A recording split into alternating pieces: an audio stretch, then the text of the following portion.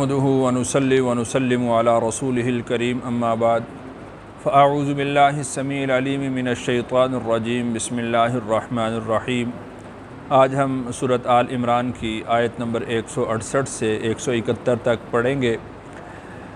آیت نمبر 168 میں اللہ تعالیٰ نے منافقین کی بات کو دہرایا ہے کہ منافقین نے اپنے نسبی بھائیوں سے یہ بات کہی تھی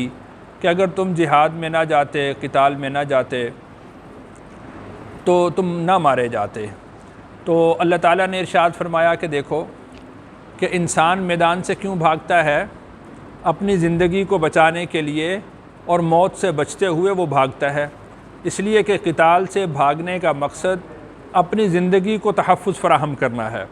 تو اللہ تعالیٰ نے ارشاد فرمایا کہ اب تم ان سے کہہ دو کہ تم اپنی موت کو ہی اپنے سے دور کر لو۔ دوسروں کو جو مشورہ دے رہے ہو کہ اگر تم قتال میں نہ جاتے، جنگ میں شریک نہ ہوتے تو تم نہ مارے جاتے، تو تم اپنے آپ سے ہی موت کو دور کر لو اگر تم اپنے دعوے میں سچے ہو،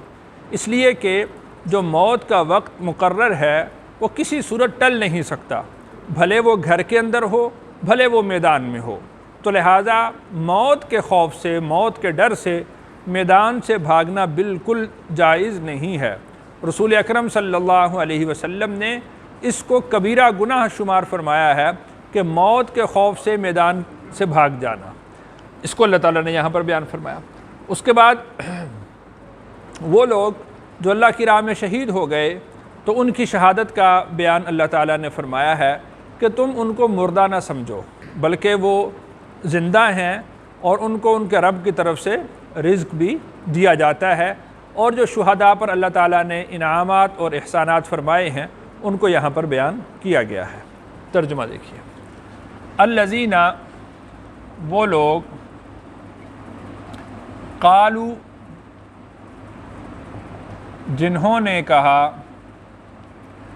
لاخوانہم،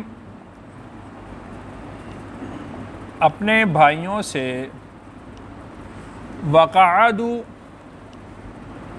اور وہ بیٹھ رہے تھے، لو اطاعونا، اگر تم ہماری پیروی کرتے، ما قتلوا، تو مارے نہ جاتے۔ قل، آپ فرما دیں، فَادْرَؤُوا، تم ہٹا لو، عَنْ أَنفُسِكُمُ الْمَوْتِ، اپنے آپ سے موت کو، إِن كُنتُم، اگر تم ہو، صادقین، سچے۔ یعنی خود وہ بیٹھ رہے تھے گھروں میں، اور جو لوگ میدان میں نکلے اور وہاں پر وہ شہید ہو گئے تو ان کے بارے میں زبان درازی کر رہے ہیں کہ اگر تم ہماری بات مان لیتے اور تم میدان میں نہ نکلتے تو تم ایسے خام خواہ نہ مارے جاتے۔ تو اللہ تعالیٰ نے ارشاد فرمایا کہ قتال میں جانے سے تحفظ، قتال میں جانے سے بچنا، وہ اپنی زندگی کو بچانے کے لیے ہے۔ تو لہٰذا تم اپنے گھروں میں بیٹھے ہوئے ہو تو اب تم دیکھ لو اپنے آپ کو موت سے بچا لو اگر تم سچے ہو، یعنی موت تو یہاں پر بھی آ کر رہے گی۔ تو لہٰذا قتال میں جانے سے اس خوف سے بچ جانا، قتال میں جانے سے اس خوف سے نہ جانا کہ اگر ہم وہاں پر گئے تو ہم قتل کر دیے جائیں گے، ہم مار دیے جائیں گے، تو یہ بالکل ایک عبث سی بات ہے، اس کا اس کے ساتھ کوئی تعلق نہیں۔ وَلَا تَحْسَبَنَّ الَّذِينَ، اور تم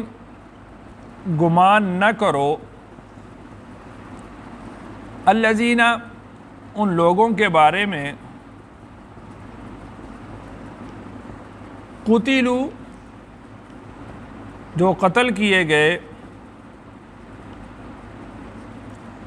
فی، میں،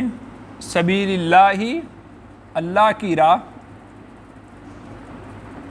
امواتا، مردے، بل احیاء، بلکہ وہ زندہ ہیں، عند ربہم، اپنے رب کے پاس، یرزقون وہ رزق دیے جاتے ہیں۔ تو وہ لوگ جو اللہ کی راہ میں شہید کر دیے جاتے ہیں تو ان کو تم مردہ نہ سمجھو، بلکہ وہ اللہ کے نزدیک زندہ ہیں اور ان کو اللہ کے نزدیک رزق دیا جاتا ہے، وہ اپنے رب کے پاس موجود ہیں۔ تو ان کو مردہ کہنا، دیکھیں ظاہری طور پر تو ان کو دفنایا جاتا ہے، قبر کھود دی جاتی ہے، لیکن یہ ہمیں معلوم، ہماری نظر میں یہ ہو رہا ہوتا ہے کہ وہ اس دنیا سے رخصت ہو گئے۔ بل احیاء عند ربہم، رب کے نزدیک وہ لوگ وہ زندہ شمار کیے جاتے ہیں۔ ان کا اور عام مردوں کا معاملہ، عام لوگوں کا معاملہ وہ ایک جیسا نہیں ہوتا۔ فریحین وہ خوش ہوتے ہیں، بما اس سے، آتاہم جو دیا ان کو، اللہ نے، من فضلہ اپنے فضل سے، وَيَسْتَبْشِرُونَ اور خوش ہوتے ہیں، بِالَّذِينَ ان لوگوں سے، لم يلحقوا بہم جو نہیں ملے ان سے، من خلفہم ان کے پیچھے سے، اللہ کہ نہیں ہے، خوف کوئی خوف، علیہم ان پر، ولا ہم اور نہ ہی وہ، یحزنون غمگین ہوں گے۔ یستبشرون وہ خوش ہوتے ہیں، بنعمت من اللہ اللہ کی نعمت سے، وفضل اور فضل سے،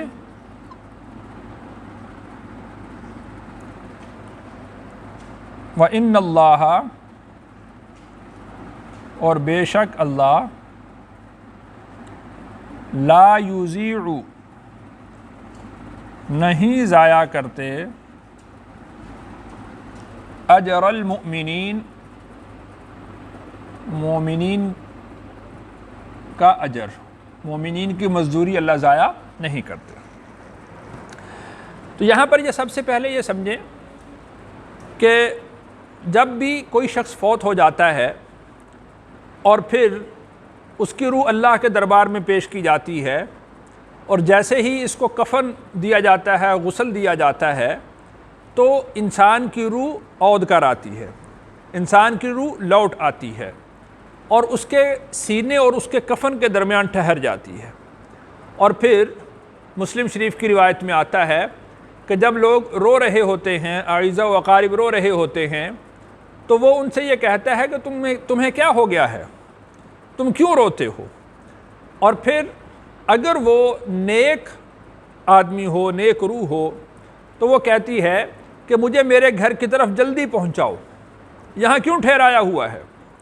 اور اسی طرح اگر وہ بد روح ہوتی ہے، گناہگار روح ہوتی ہے، تو وہ یہ کہتی ہے کہ تمہارا ناس ہو، تم مجھے کس طرف لے کر جا رہے ہو؟ یعنی اس کو اپنی قبر کے اندر اپنا ٹھکانہ نظر آ رہا ہوتا ہے۔ تو جب اس کو قبر میں ڈال دیا جاتا ہے تو پھر جیسا کہ حدیث مبارکہ میں آتا ہے کہ اس کو بٹھایا جاتا ہے، فرشتے آتے ہیں اور اس سے 3 سوال کرتے ہیں، تیرا رب کون ہے، اور تیرا نبی کون ہے، اور تیرا دین کیا ہے؟ یہ سوال کیے جاتے ہیں۔ اس کے بعد اس کی قبر یا تو اتنی کشادہ کر دی جاتی ہے کہ تا حد نگاہ اس کی قبر پھیل جاتی ہے، یا پھر اس کی قبر کو اس طرح سے بھیج دیا جاتا ہے کہ اس کی دونوں پسلیاں اس طرح آپس میں یعنی گھس جاتی ہیں، اس طرح سے اس کی ہو جاتی۔ تو موت کے بعد اس کو، ہر شخص کو ہی حیات برزخی ملتی ہے۔ یہ برزخ ہے، برزخ کا معنی پردہ ہوتا ہے۔ تو پردے کی زندگی وہ تو ہر ایک کو ملتی ہے، تو شہداء کو کون سی زندگی مل رہی ہے؟ تو شہداء کو ایک اعزازی حیات دائمی ملتی ہے جو عام لوگوں کو نہیں دی جاتی، وہ یہ کہ اللہ تعالیٰ ان شہداء کی ارواح کو، ان کے اجسام کو جنت کے ساتھ منسلک کر دیتے ہیں، جنت کا رزق ان تک پہنچایا جاتا ہے، یہ جنت کی سیر کرتے ہیں۔ ایک حدیث میں آتا ہے ابو داؤد شریف کے اندر کہ جب یہ شہداء احد شہید ہو گئے اور پھر اللہ تعالیٰ نے شہداء احد کی ارواح کو جنت کے سبز پرندوں کے پوٹوں میں رکھ دیا اور ان کو جنت میں آزاد چھوڑ دیا، وہ سارا دن جنت میں پھرتے، چہچہاتے، وہاں سے لطف اندوز ہوتے، اور عرش کے ساتھ معلق قندیلوں میں آ کر وہ ٹھہرتے تھے۔ تو وہ آپس میں گفتگو کرنے لگے کہ اے کاش کہ جو ہمارے پیچھے لوگ رہ گئے ہیں ان کو ہماری اطلاع ہو جائے، کون ہے جو ہماری خبر ان لوگوں تک پہنچا دے کہ ہمیں اللہ تعالیٰ نے یہ اعزاز دیا ہے۔ تو پھر یہ آیات نازل ہوئیں اور اللہ تعالیٰ نے ان کی جو کیفیت تھی، ان کی جو خبر تھی، وہ اہل ایمان تک پہنچا دی، جس کو یہاں پر ذکر کیا گیا ہے۔ تو جو شہداء ہوتے ہیں ان کو حیات حاصل ہوتی ہے۔ تو اسی طرح ہمارے نزدیک اہل سنت والجماعت کا یہ عقیدہ ہے کہ جب آدمی فوت ہو جاتا ہے، فوت ہو جانے کے بعد اس کو حیات برزخی ملتی ہے۔ اب دیکھیے یہاں پر جس شخص کو جس کو قتل کیا جا رہا ہے اس کو مردہ کہنے سے منع کیا گیا ہے۔ تو انسان دو چیزوں کا مرکب ہے، روح کا اور جسم کا۔ تو روح کو تو قتل نہیں کیا جاتا، قتل تو جسم کو کیا جاتا ہے۔ تو جو قتل کیا گیا ہے اس کو مردہ کہنے سے روکا گیا ہے، اس کو مردہ نہ کہو۔ تو وہ جو شہداء ہیں ظاہری طور پر ہمیں یہ نظر آتا ہے کہ اس کا سر اس کے تن سے جدا ہو گیا ہے، لیکن اللہ کے نزدیک وہ اس طرح نہیں ہوتا، وہ ایک خاص قسم کی حیات ان کو مل جاتی ہے۔ اسی طریقہ سے جتنے بھی انبیاء علیہم السلام ہیں وہ سارے کے سارے اپنی قبروں کے اندر زندہ ہیں۔ انبیاء علیہم السلام کو حیات فی القبر حاصل ہے، اور بہت سارے انبیاء ایسے ہیں جو شہید ہوئے اور بہت سارے انبیاء ایسے ہیں جو شہید نہیں کیے گئے، لیکن رسول اکرم صلی اللہ علیہ وسلم نے ارشاد فرمایا کہ الانبیاء احیاء فی قبورہم یصلون، کہ انبیاء اپنی قبروں میں زندہ ہیں اور وہ نماز ادا کرتے ہیں۔ تو انبیاء علیہم السلام کا قبروں کے اندر زندہ ہونا اور نماز ادا کرنا، یہ جو نماز ہے انبیاء علیہم السلام کی، یہ تلذذ کی ہے، یہ عبادت کی نہیں، بلکہ عبادت سے انبیاء علیہم السلام کو جو لذت حاصل ہوتی تھی، اللہ کا قرب نصیب ہوتا تھا، تو یہ وہ عبادت ہے، یہ وہ نماز ادا کی جاتی ہے۔ اسی طرح رسول اکرم صلی اللہ علیہ وسلم نے ارشاد فرمایا کہ جب میں معراج کے لیے گیا تو میں نے موسیٰ علیہ السلام کو ایک سرخ ٹیلے کے پاس ان کی قبر میں دیکھا کہ وہ اپنی قبر کے اندر نماز ادا کر رہے ہیں۔ تو اسی طرح جب آدمی، رسول اکرم صلی اللہ علیہ وسلم نے ارشاد فرمایا کہ جب کوئی آدمی میرے روضہ پر آتا ہے اور درود پڑھتا ہے تو میں اس کے درود کو خود سنتا ہوں،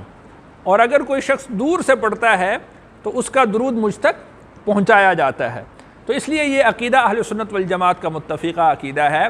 کہ انبیاء علیہم السلام اپنی قبروں کے اندر زندہ ہیں اور نماز ادا کرتے ہیں۔ اگر کوئی شخص رسول اللہ صلی اللہ علیہ وسلم کی قبر پر حاضر ہو کر سلام پڑھتا ہے، پیش کرتا ہے، تو وہ آپ علیہ السلام خود سماعت فرماتے ہیں، اور اگر کوئی شخص دور سے درود شریف پڑھتا ہے تو وہ رسول اللہ صلی اللہ علیہ وسلم تک پہنچایا جاتا ہے۔ تو انبیاء علیہم السلام کے بعد جو شہداء ہیں، تو ان کے لیے جو اعزاز اللہ نے یہاں پر ذکر فرمایا، تو شہداء کے لیے پہلا اعزاز یہ ہے کہ ان کو مردہ کہنے سے منع کیا گیا ہے۔ یہ ان کے اعزاز کے خلاف ہے کہ ان لوگوں کو جو اپنی جان کو اللہ کی راہ میں شہید کر دیتے ہیں کہ ان کو مردہ کہا جائے۔ دوسرا اعزاز یہ دیا گیا کہ فریحین بما آتاہم اللہ من فضلہ، جو اللہ تعالیٰ نے ان کو اپنے فضل سے عطا کیا ہے وہ اس سے خوش ہو رہے ہیں، اللہ کی ان نعمتوں سے لطف اندوز ہوتے ہیں، ان سے خوش ہوتے ہیں۔ اور تیسرا اعزاز یہ ہے کہ جو لوگ ابھی ان کے ساتھ نہیں ملے، یعنی ابھی تک وہ میدان میں ہیں، تو ابھی وہ ان لوگوں سے بھی خوش ہوتے ہیں کہ تم عنقریب ان نعمتوں کو لینے والے ہو، ان نعمتوں کو حاصل کرنے والے ہو۔ اور اس بات سے بھی خوش ہوتے ہیں کہ نہ ان پر کوئی خوف ہوگا اور نہ ہی وہ غمگین ہوں گے، یعنی وہ اپنی ساری کیفیت کو وہ قیاس کر رہے ہوتے ہیں ان پر، کہ جس طرح ہمیں کوئی خوف نہیں، کوئی غم نہیں ہے، اسی طرح وہ لوگ جو ہمارے پیچھے ہیں ان پر بھی کوئی خوف نہیں ہوگا اور کوئی غم نہیں ہوگا۔ بعض روایات میں آتا ہے کہ اگر کوئی شخص شہید ہو جاتا ہے اور اس کے اعزاء و اقارب میں، دوست احباب میں کوئی شخص جہاد میں ہوتا ہے، تو اس کی موت سے پہلے اس کو خبر پہنچا دی جاتی ہے کہ تیرا دوست آنے والا ہے۔ تو وہ ایک دوست کے آنے سے، دوست کے ملنے سے جو ایک خوشی ہوتی ہے، تو اس کو بھی اللہ تعالیٰ نے یہاں پر ذکر فرمایا کہ وَيَسْتَبْشِرُونَ بِالَّذِينَ لَمْ يَلْحَقُوا بِهِمْ، کہ جو ابھی ان سے ملے نہیں ہیں، ابھی ملنے والے ہیں، تو وہ ان کے آنے سے، ان کی جو اطلاع ان کو ملتی ہے، اس سے بھی وہ لوگ خوش ہوتے ہیں۔ اور چوتھا اعزاز یہ فرمایا کہ اللہ تعالیٰ نے جو ان کو نعمتیں دی ہیں، اللہ نے اپنے فضل سے جو ان کو عطا کیا ہے، وہ اس سے بھی خوش ہوتے ہیں۔ ایک تو وہ کہ جو ابھی لوگ ان سے نہیں ملے، ان سے خوش ہو رہے ہیں، اور ایک جو ان کو اللہ نے خود نعمتیں عطا کر دی ہیں، اپنے فضل سے عطا کیا ہے، وہ اس سے بھی خوش ہوتے ہیں۔ اور یہ بات اصول کے طور پر اللہ نے ذکر فرما دی کہ وَإِنَّ اللَّهَ لَا يُضِيعُ أَجْرَ الْمُؤْمِنِينَ، کہ وَأَنَّ اللَّهَ لَا يُضِيعُ أَجْرَ الْمُؤْمِنِينَ، کہ اللہ تعالیٰ ایمان والوں کی مزدوری کو ضائع نہیں کرتے، ایمان والوں کی اجرت کو اللہ ضائع نہیں کرتے۔ انہوں نے جو محنت کی ہے، اپنے گھر بار کو چھوڑا ہے، بیوی بچوں کو چھوڑا ہے، اعزاء و اقارب کو چھوڑا ہے، اپنا جو ہے وہ مال اور تجارت چھوڑا ہے، اور سب کچھ چھوڑ چھاڑ کر وہ اللہ کی راہ میں نکلے، اور یہاں تک کہ اپنی جانوں کو بھی اللہ کے لیے پیش کر دیا، تو ان کی اجرت کو اللہ تعالیٰ کبھی ضائع نہیں فرمائیں گے۔ اللہ تعالیٰ سے دعا ہے اللہ تعالیٰ مجھے اور آپ کو قرآن کا فہم نصیب فرمائے۔